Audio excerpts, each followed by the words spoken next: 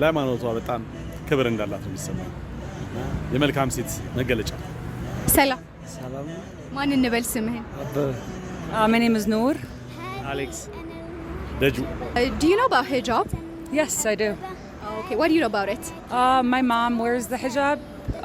I'm from Palestine, and so I know a couple things about it. I know that it is required to wear in a mosque. Even if you wear it or you don't wear it, it's required to be worn in a mosque. I know. በመጀመሪያ ደረጃ ጸጉር መሸፈኛ ነው።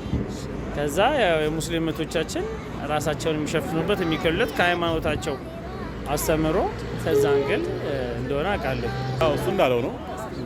ሂጃብ የሙስሊም እህቶቻችን መገለጫ እና ባህላዊ ምንድነው ሃይማኖታዊ ስርዓቱ የሚጠብቁበት መሳሰሉት። አላውቅም። ሂጃብ ሲባል ሰምተህም አታውቅም? ሰምቼም አላውቅም። እሺ ሙስሊሞች የሚያደርጉት የሚጠመጥሙት ምንድን ነው ብለህ ታስባለህ? ሸርብ ነው። አዎ እዚህ ሂጃብ የሚያደርጉ ብዙ ሴቶች አሉ። እነዚህ ሴቶች መገለልን የመሰለውን ነገር ያጋጥማቸዋል ብላችሁ ታስባላችሁ? አዎ ሶሻል ሚዲያ ላይ እንደ ነገሮች እሰማለሁ። ስፔሻሊ ክፍለ ሀገር ላይ ከትምህርት ቤት ጋር በተያያዘ ሰምቻለሁ ቃለሁ። ለምን እንደዛው Yes, I think that's a very common stereotype. During 9/11 in America, as a terrorist attack, my mom was wearing the hijab and someone yanked it from her. And so I think people stereotype hijab and they think that you are a bad person or that you are a terrorist. So they just do a stereotype thing just because they think it is a terrorism act or it symbolizes terrorism, right? Yes, it's just people look at it and they immediately judge.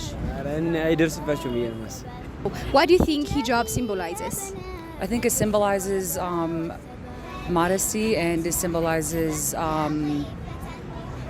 the culture of Islam. And yeah. አንደኛ ለሃይማኖቱ